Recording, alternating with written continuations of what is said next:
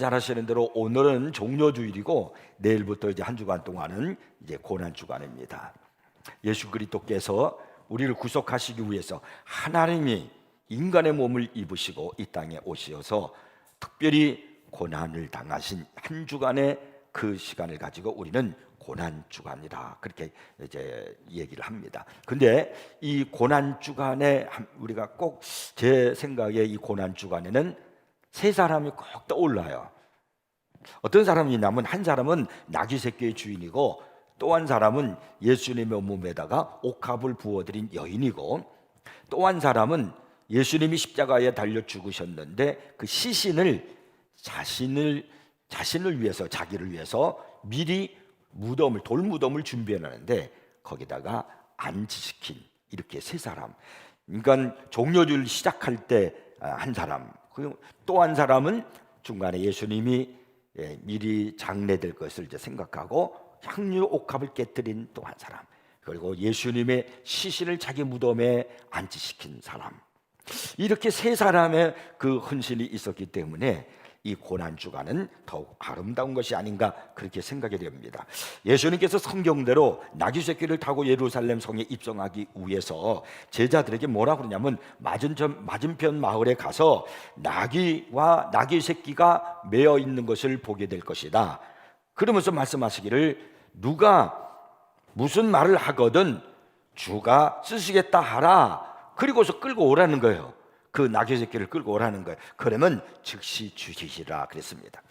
그래서 예수님께서는 그 나귀를 헌신한 그 사람 때문에 나귀 새끼를 타고 예루살렘에 입성하셨습니다. 이것이 바로 종료주일입니다. 이 나귀 새끼의 주인의 희생이 있지 않았다면 어떻게 스가랴서 9장 9절에 나귀 새끼를 타고 예루살렘에 입성하신다는 그 예언이 성취될 수 있었겠습니까? 한 사람의 희생이 바로 하나님의 뜻을 이루는 놀라운 일의 시작이 되었다는 겁니다. 또한 여러분이 잘 아시는 대로 옥합을 깨뜨린 마리아, 그 여인의 희생을 우리가 기억합니다. 무려 300데나리온이나 되는 값비싼 향유를 예수님의 몸에다가 그냥 부어드렸습니다.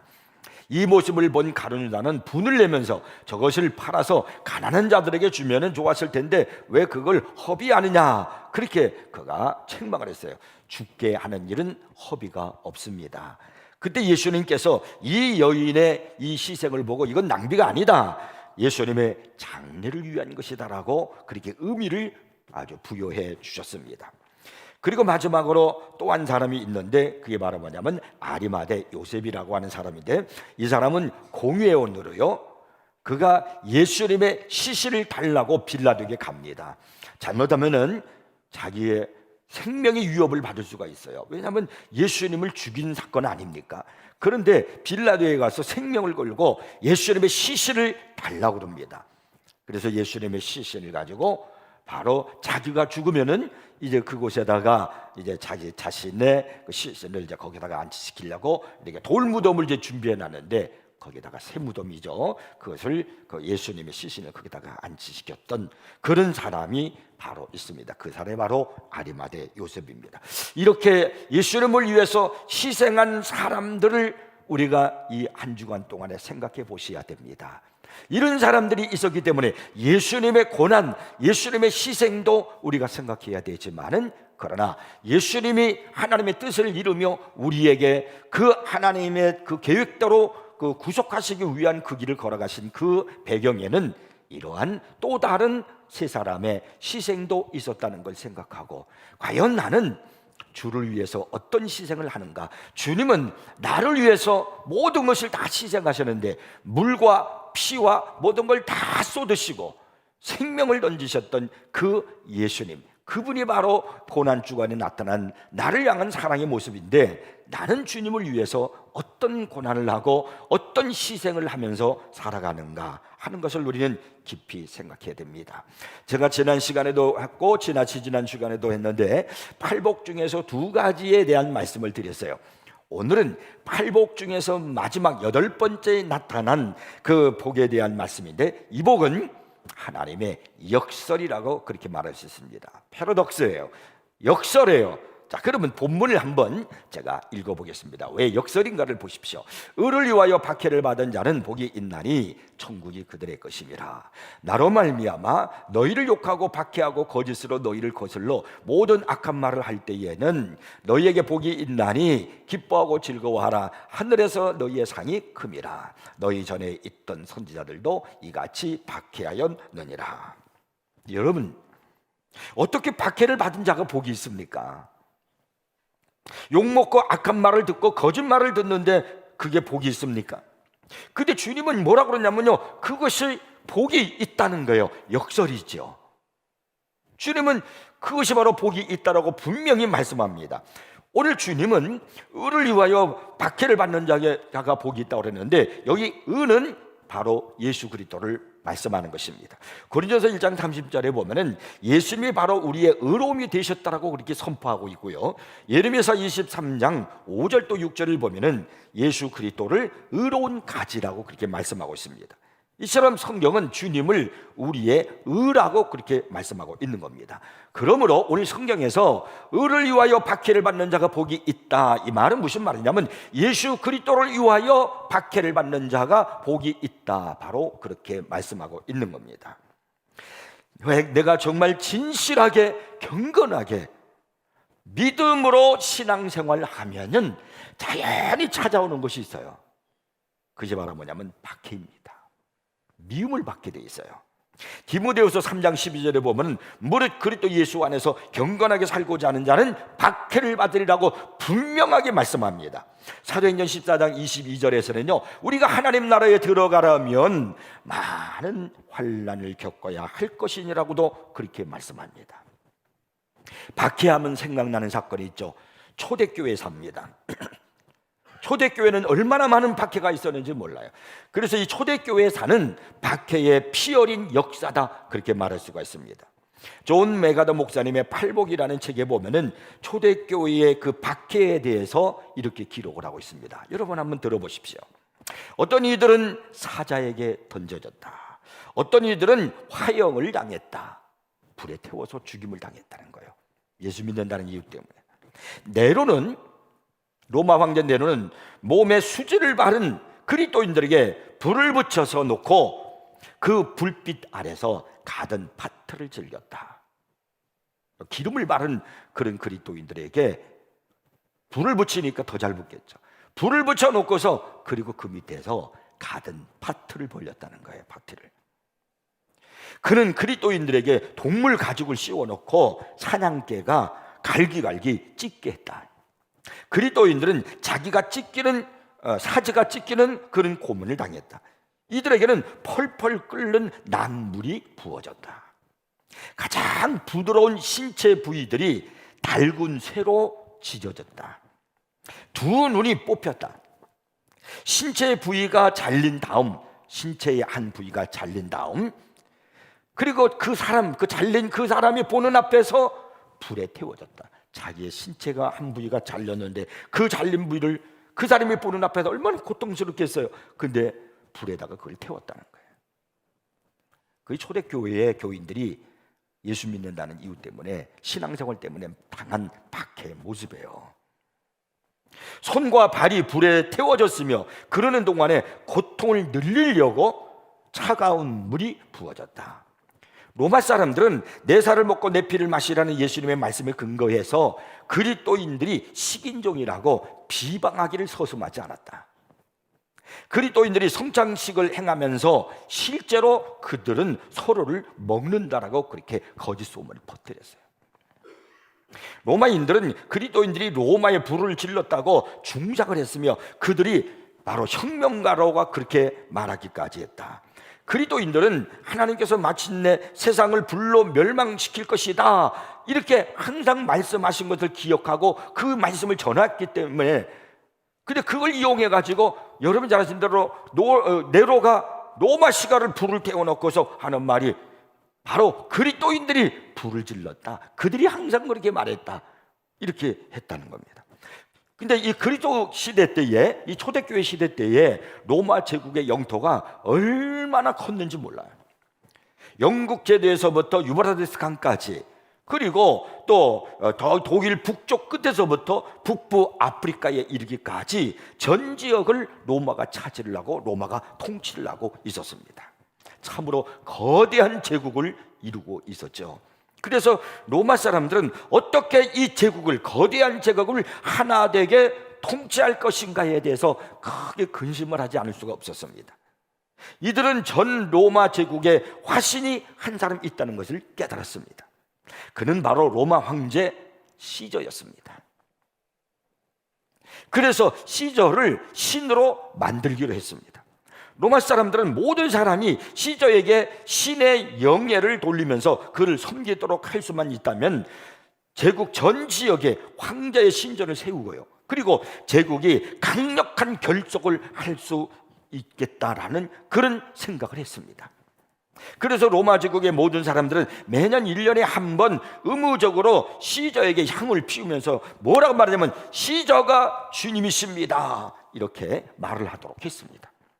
그렇게 시저가 주님이십니다 라고 하면서 향을 피우는 사람에게는 리벨루스라고 하는 증명서가 주어졌습니다. 일단 이 증명서가 있으면 자신이 원하는 어떤 신도 그 다음에는 섬길 수가 있어요. 로마 사람들은 모든 다른 사람들이 하나의 공통점으로 시저의 황제를 숭배하게, 시저를 주님이십니다 라는 그렇게 숭배하도록 만들었어요. 가장 중요한 이유는 워낙 넓은 지역을 지배하다 보니까, 여러 나라들을 통치를 하고 민족들이 있다 보니까 그게 힘들잖아요. 그래서 바로 황제 숭배를 하게 만든 겁니다.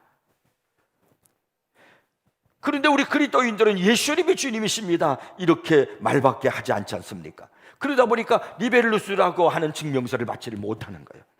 결과적으로 우리 그리스도인들은 계속적으로 불법적으로 예배를 드릴 수밖에 없기 때문에, 박해를 받을 수밖에 없기 때문에 그들은 카타콤베 안에 들어가서 숨어서 예배를 드릴 수밖에 없어요. 초대교회 그리스도인들은 예수 그리스도만 선택했습니다. 그들은 타협을 거부했습니다. 이들은요, 반체제자, 반역자, 불중의 무리, 제국의 결속을 위협하는 자가 됐고요, 그리고 한 시인은 이들을 가리켜서 그들의 유일한 죄가 그리스도의 어떤 헐떡거리는 오합지졸들이다 이렇게 말을 했습니다. 초대교회의 교인들은요, 로마가 세워놓은 그 기준 때문에 엄청난 고난을 당하는 거예요. 자, 여기서 우리는 한번 생각해 봐야 됩니다. 나는 어떤가? 여러분은 어떻습니까? 오늘 여러분이 믿음을 지키기 위해서 성경이 제시한 그 말씀의 진리를 내가 따르기 위해서, 오직 주님만이 나의 주님이십니다라는 고백과 함께 그 신앙의 길을 따르기 위해서 타협하지 않습니까? 전혀 세상과 타협하지 않습니까?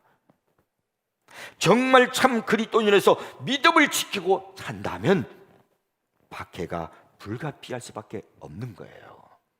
조롱을 받을 수밖에 없어요.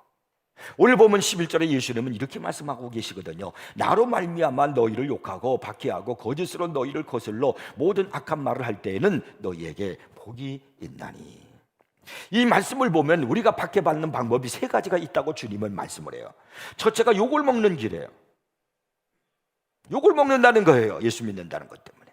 두 번째가 박해받는 것이고, 세 번째가 거스르는 모든 악한 말을 듣는다는 거예요.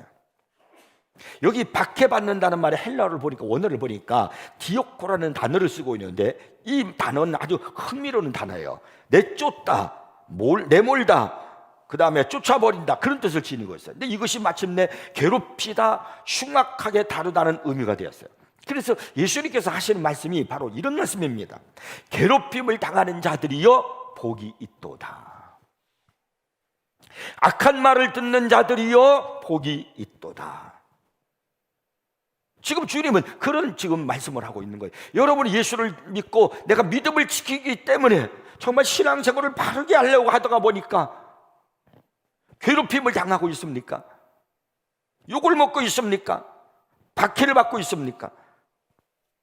이 말씀의 의미를 우리가 잘 그 헬라어에 대한 그 수동태 분사인데 그 어순이요, 본문을 보면, 원문을 보면 수동태 분사로 되어 있어요. 근데 이 헬라의 동사의 형태를 통해서 우리가 해석을 하면 어떤 의미를 지니고 있느냐면 박해를 기꺼이 받으려는 태도를 나타내는 것을 말하는 겁니다. 그러니까 자신이 박해당하는 것을 용인한다 그런 말이에요.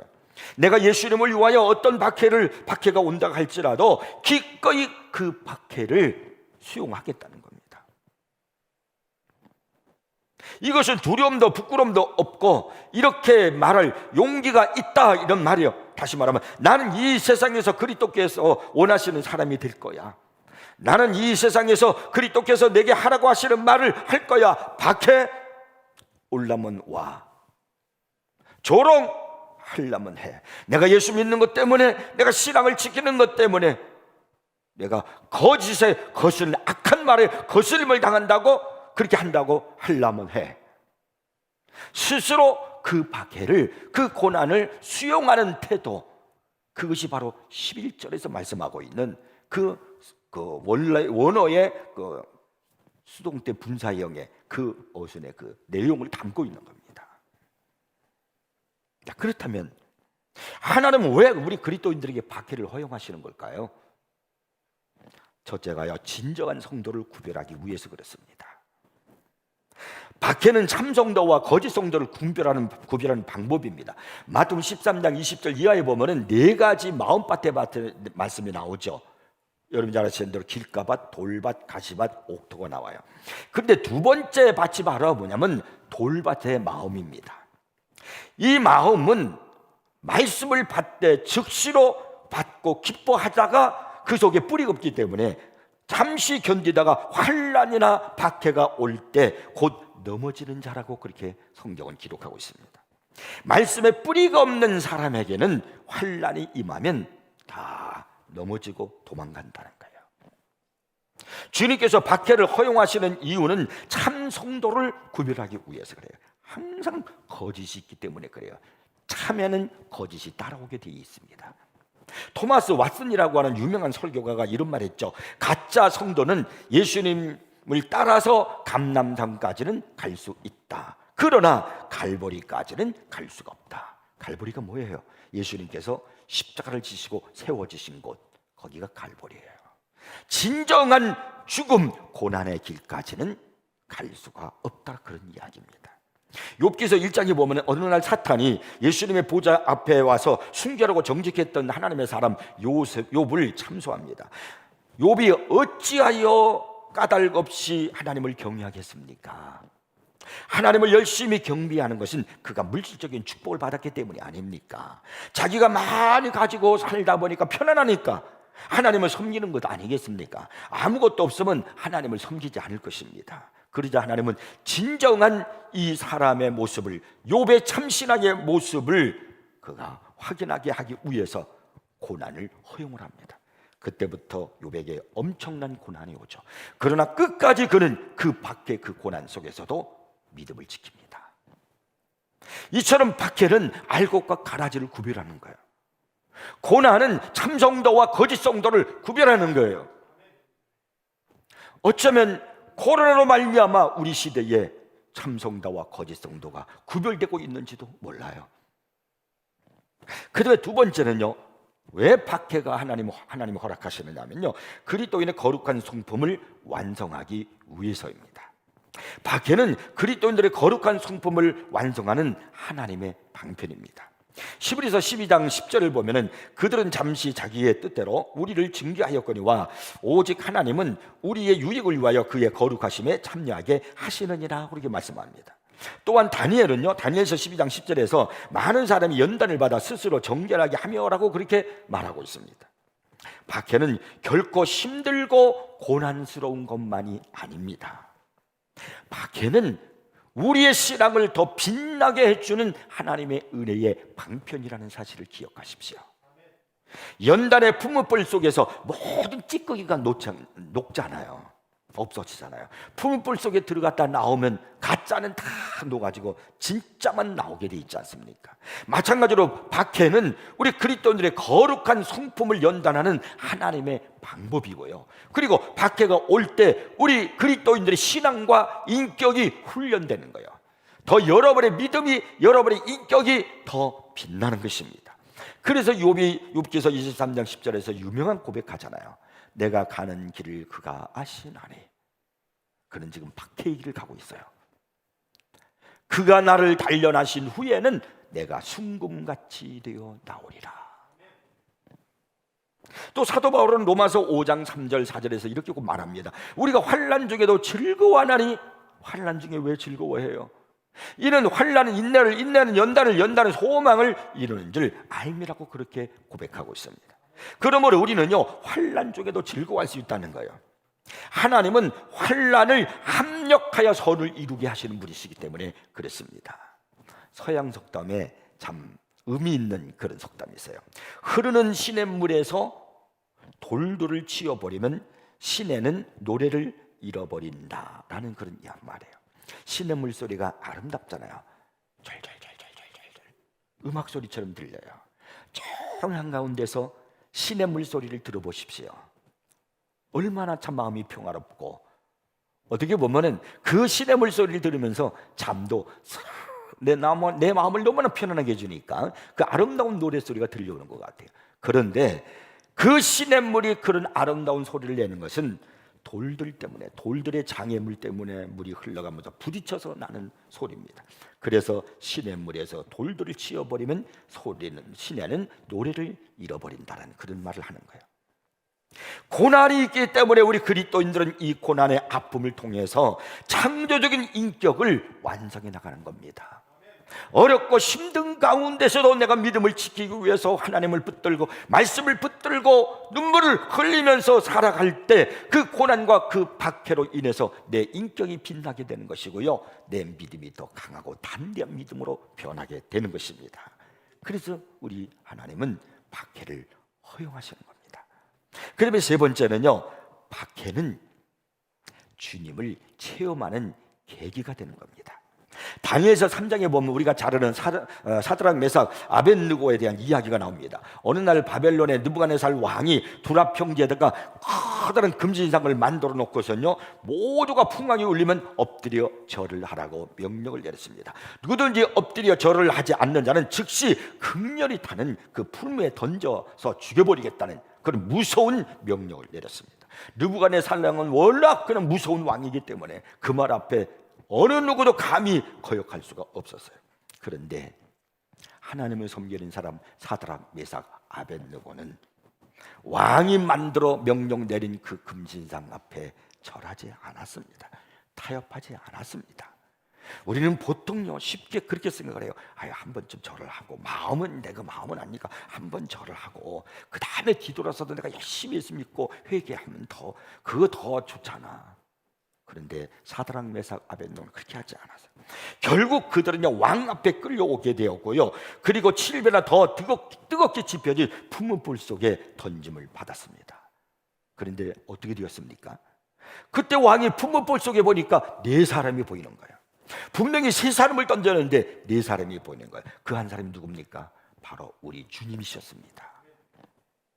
이 사드락 메삭 아벳느고는 머리털 하나 거슬리지도 않았고요, 불탄 냄새도 없었습니다. 살아서 풀무불 속에서 나왔습니다.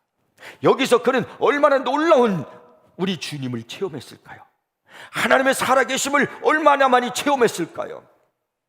다니엘이 사자굴 속에 들어갈 망정 그가 하나님 앞에 해야 할 신앙을 굽히지 않음으로 말미암아 죽음의 위기 속에 있었지만, 사자굴 속에서 살아나왔을 때 다니엘은 얼마나 하나님께 영광을 돌리며 확실한 믿음을 체험하고, 그리고 단단한 더욱 믿음을 갖게 되었을까요?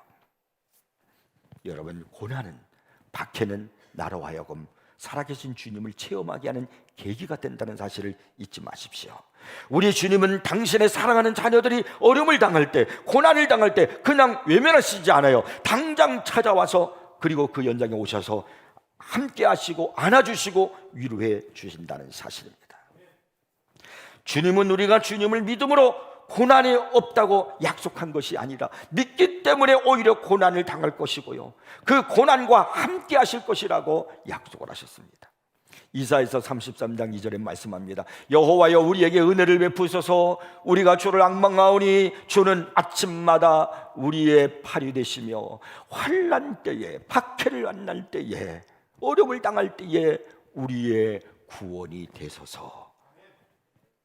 스펄전 목사님, 유명한 영국의 스펄전 목사님이 육신의 질병으로 말할 수 없는 고통을 당했습니다. 아마 육신이 상당히 약했던 것 같아요. 그때 성도들이 찾아와서 이 목사님을, 스볼절 목사님을 위로했습니다. 그때 스볼절 목사님 뭐라고 말했냐면 이렇게 말했어요. 내가 확실히 아픕니다. 그러나 성도 여러분, 이 사실을 아시기 바랍니다. 내가 아픔을 당하고 고난을 당하고 있지만, 그러나 이 아픔보다 주님은 내게 더 가까이 와 계십니다. 그렇기 때문에 그는 그 아픔 속에서도 사역을 감당할 수 있었던 겁니다. 사랑하는 사람들은요, 자신의 사랑하는 이가 아픔을 당하면 그냥 볼 수만 없어요. 방관할 수가 없어요. 그 고난당한, 아픔당한 그곳으로 달려가서 그와 함께하고 같이 눈물을 흘리고 한마디 말이라도 위로를 해주지 않습니까? 나를 위해서 십자가에 달려 돌아가시기까지 사랑하신 그 주님은요, 내가 아픔을 당할 때, 내가 박해를 당할 때, 내가 어려움을 당해서 막 속상해서 견딜 수 없어 하고 있을 때, 눈물을 흘리고 있을 때, 그 주님은요, 내게 신속히 달려오셔서 나와 함께 하시고 나를 안아주시고요, 그리고 나와 함께 하심을 믿으시기 바랍니다. 그래서요, 내가 어려움을 당하잖아요, 박해를 당하잖아요, 주님을 체험할 수가 있는 거예요. 1983년도 11월 13일 제가 교회를 개척을 하고 한 달이 되었을 때 교인이 하나도 없었죠. 아주 추운 겨울이었습니다. 그날 교회가 화재가 났어요. 막 난리가 났죠. 교회 입구에 딱 들어가 보니까 막 소방서들이 물 뿌리고 막 난리가 났어요.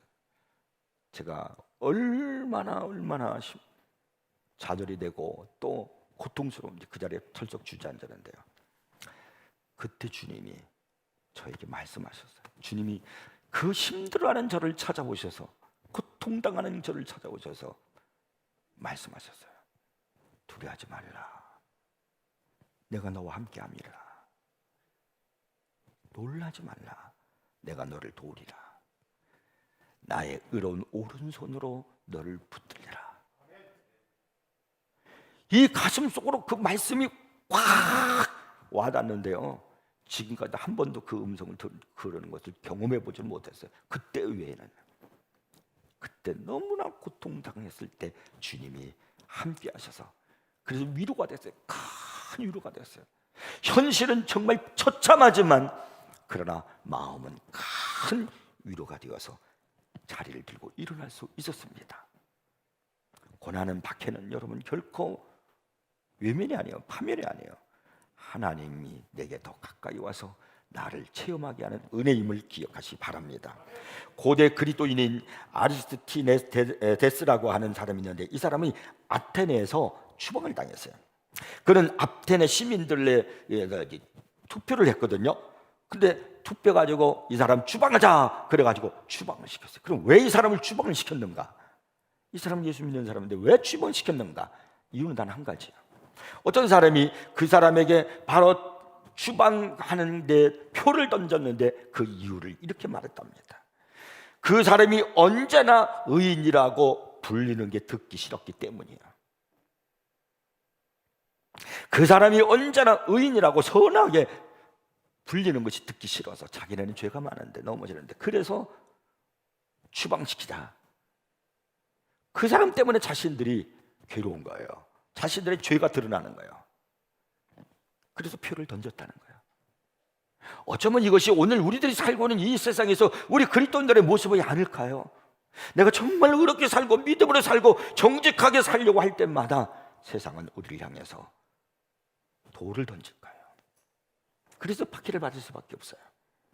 15세기 이탈리아에는요, 세상이 알았던 가장 위대한 개혁자 중, 또 설교자 중에 하나였던 사바낙 롤라라는 사람이 있었습니다. 당시 사람들의 죄와 로마 가톨릭 교회의 타락에 대한 그의 공격은 종교 개혁의 길을 열어놓았습니다. 그의 설교는 천둥소리였고요, 죄에 대한 그의 공격은 너무나도 호된 것이었습니다. 막 설교 시간에 사람들을 향해서 죄악된 것에 대해서, 신앙생활을 제대로 하지 않는 것에 대해서 호되게 막 그냥 책망을 하면서 심판을 하는 거예요. 그래서 그의 설교를 들은 사람들은요, 한 대 되게 얻어맞은 사람처럼 어리둥절하고 멍멍한 상태로 교회를 나섰다는 겁니다. 그의 설교를 듣는 사람들이 눈물을 흘리며 우는 바람에 온 건물이 진동할 때가 한두 번이 아니었다는 거예요. 사람들은 이런 설교를 어떻게 해야 할지를 몰랐어요. 저 사람이 계속 저렇게 설교하는데 어떻게 해야 되는가. 그래서 사람들은요, 회개하는 대신 이 사람을 화형시켜 버렸어요. 듣기 싫다는 거예요. 이것이요, 세상입니다. 세상의 모든 사람들은 이렇게 죄악의 길을 가고 있기 때문에, 믿음의 길을 가고 하나님을 섬기는 의를 위하여, 예수 그리스도를 위하여, 말씀 때문에, 믿음 때문에 박해를 받는 우리들에게는요, 어려움이 올 수가 있어요. 그러나 성경은 말씀합니다. 복이 있다는 거예요. 그 다음에 두 번째, 마지막으로 의를 위하여 박해를 받는 사람은 복이 있다는데 어떤 복일까요? 주님이 뭐라고 말씀하냐? 이렇게 말씀합니다. 천국이 그들의 것이니라. 지성과 능력이 있었던 바울은 이 세상에서 크게 성공할 수 있었습니다. 모든 사람들이 추구하는 그 일을 다 그가 하고 있었기 때문에 그는요, 이제 굉장한 유명세를 타는 사람이 될 수 있었어요. 하지만 그는 전혀 아무것도 갖지 않았습니다. 왜 그랬습니까? 로마서 8장 18절에서 그의 마음을 읽을 수 있어요. 왜 그랬느냐 생각하건대 현재의 고난은 장차 우리에게 나타날 영광과 비교할 수 없기 때문이라는 거예요. 장차 내게 나타날 영광과 비교할 수가 없기 때문에, 그래서 현재의 고난은 아무것도 아니라는 거. 내가 좀 잃어버렸다고 해서, 내가 버렸다고 해서, 배설물로 여겼다고 해서 내가 고난이 왔다고 해서 그건 아무것도 아니라는 거예요. 우리는 그리스도 안에서 천국을 살고요, 천국을 향해 가고 있는 존재입니다. 육을 가지고 있는 동안 지상의 천국에서 살다가 육을 벗을 때는 영원한 천국으로 이동하는 겁니다. 예수님의 방법과 생각과 뜻대로 살려고 하면 세상은요, 여러분을 박해할 것입니다. 정말 여러분이 믿음 생활을 바르게 하려면 세상은 여러분을 향하여 조롱할 것입니다. 그러나 여러분, 그것이 그리스도의 특권이고 진정한 축복이라는 것을 잊지 마십시오. 그래서 예수님께서는요, 축복이라고 하시면서 그것을 주님께서 천국에 있는 그들의 것임이라고 이렇게 말씀하시면서 뭐라고 그러냐면 우리가 가져야 할 태도를 말씀하셨어요. 박해를 받을 때 우리가 가져야 할 태도, 이렇게 말씀하셨죠. 기뻐하고 즐거워하라. 이해하십니까? 아니, 박해를 받고 있는데, 내가 조롱을 당하고 있는데 기뻐하고 즐거워하라니요. 사람들이 내게 화살을 쏘아대고 있는데 기뻐하십니까? 친구들이 나를 욕하는데 내가 기뻐하란 말입니까? 사람들이 내 등 뒤에서 뭐라고 수군거리고 있는데 기뻐하란 말입니까? 사람들이 나를 깎아내리고 있는데 어떻게 기뻐하란 말입니까? 근데 주님은 말씀합니다. 기뻐하라는 거예요. 여기 기뻐하라는 말에 헬라어 원어를 보니까 카이로는 말인데, 이것은 그냥 기뻐하는 말이 아니요, 참으로 기뻐하라 그랬어요. 이것들로 충분치 않아서 예수님께서 뭐라면 크게 기뻐하라, 이렇게 말씀하신 겁니다. 이것을 우리 성경에는 뭐라고 하냐면, 써나 기록을 했냐면 기뻐하고 즐거워하라, 그렇게 말하고 있습니다. 이것은 어떤 모습이냐면요, 그냥 기뻐하는 게 아니에요. 그냥 기뻐, 이 정도가 아닙니다. 이 원어들의 뜻을, 의미를 풀이한다면 어떤 말이냐, 너무나 기뻐서 깡충깡충 뛰면서 기뻐하는 거예요. 너무나 기뻐서 박해를 받는데, 내가 예수를 믿는 것 때문에 박해를 받는데, 내가 예수 믿고 신앙생활하는 것 때문에 안 좋은 소리도 있고 조롱을 받고 있는데 그것 때문에, 근데 너무나 기뻐서 막 깡충깡충 뛰는 것, 그것이 바로 카이로라는 말이에요. 여러분, 그렇게 신앙생활 하십니까? 오늘 예수님께서 우리에게 주시는 말씀과 우리가 신앙생활하는 모습은 얼마나 다릅니까? 그렇다면 의를 위하여 박해를 받을 때 왜 그렇게 기뻐해야 되는가? 깡충깡충 뛰면서 주님 말씀하죠. 하늘에서 너희의 상이 큼이라. 천국은 얼마나 깁니까? 영원합니다. 지금은 얼마나 깁니까? 야고보서 4장 4절에 보니까 잠깐 보이다가 없어지는 안개니라고 말씀합니다. 여러분은 어느 쪽에 투자하시겠습니까? 영원입니까? 잠깐입니까? 폴루스라는 말로 크게 풍성하다는 말이 바로 여기에 크다는 그런 뜻을 지니고 있어요. 이것은 충만한 상을 의미하는 겁니다. 고대 훌륭한 그리스도인이었던 크리스토스는요, 로마 황제 아르카디우스 앞에 불려가서 예수님을 선포하는 일을 중단하지 않으면 추방하겠다는 그런 위협을 받았습니다. 그때 그가 이렇게 대답합니다. 황제시여, 당신은 나를 추방할 수 없습니다. 세상이 내 아버지의 집이기 때문입니다. 그러면 널 죽이겠다. 화가 난 황제가 소리를 질렀습니다. 아닙니다. 그럴 수도 없습니다. 내 생명은 그리스도와 함께 하나님 안에 감춰졌기 때문입니다. 그러면 내가 내 재물을 다 압수하겠다. 황제가 불같은 목소리로 외쳤습니다. 황제시여, 그것도 할 수 없습니다. 내 재물은 천국에 있으며 거기에는 그 누구도 침입하여 훔쳐갈 수 없습니다. 그들이 황제가 또 말합니다. 그럼 널 사람들에게서 떼어놓겠다. 그럼 내게는 친구가 하나도 남지 않을 거다. 그렇게 하실 수 없습니다. 내게는 천국에 친구가 계시며 그분은 나는 너를 결코 떠나지 않으며 버리지 않겠다고 말씀하셨기 때문입니다. 마침내 크리소스토는요, 아르메니아의 변두리로 추방되었지만 편지를 통해서 친구들과 계속적인 그런 대화를 나누면서 영향을 끼쳤습니다. 그러자 로마는 그를 더 멀리 추방하기로 했습니다. 결국 그는 그 추방지로 가던 중에 죽었습니다. 우리는 어떠합니까? 고난주간 여러분 맞이하면서 오늘 본문을 말씀을 읽으면서 여러분의 마음에 어떤 다가움이 오십니까? 어디에 우선순위를 두십니까? 우리 자신에게 무엇이라고 말합니까? 우리 마음에는 우리 자신에 대한 어떤 진리가 울려 퍼지고 있습니까? 오늘 깊이 생각하고 그리고 결단하십시오. 형식적이고 의미 없는 신앙생활, 바람에 나는 겨와 같은 신앙생활이 되어서는 안 됩니다. 오늘 주님이 하신 말씀을 다시 한번 제가 여러분에게 읽어드립니다. 의를 위하여 박해를 받은 자는 복이 있나니 천국이 그들의 것임이라. 깡충깡충 뛰십시오. 나로 말미암아 너희를 욕하고 박해하고 거짓으로 너희를 거슬러 모든 악한 말을 할 때는 너에게 복이 있나니 기뻐하고 즐거워라. 깡충깡충 뛰라는 거예요. 하늘에서 너희의 상이 큼이라. 기도하겠습니다.